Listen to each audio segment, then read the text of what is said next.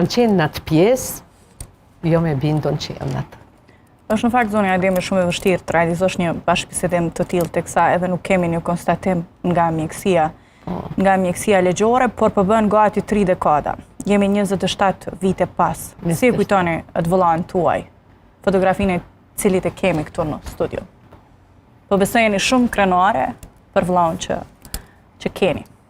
Jam krenare për vëllain që e kam. Edhe burna me emnin e tina, kudo që jam, burna se jam motra e ti. Çka të thëmë?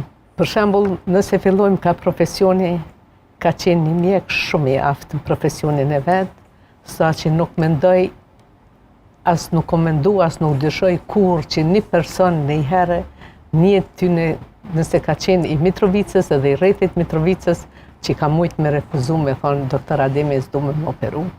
Do me thonë, gjithë e kanë kërku, se gjithmonë kam pas sukses, operimet e tina, edhe e ka dasht profesionin se njëri kur e dan edhe e ban mirë. Endin ka pas një rast në Mitrovicë të thëmë që a djali sot është gjallë, unë nuk e njanë, nuk kom kontaktu me ta, një ditë rastësisht jam taku me motrën e tina dhe më thënë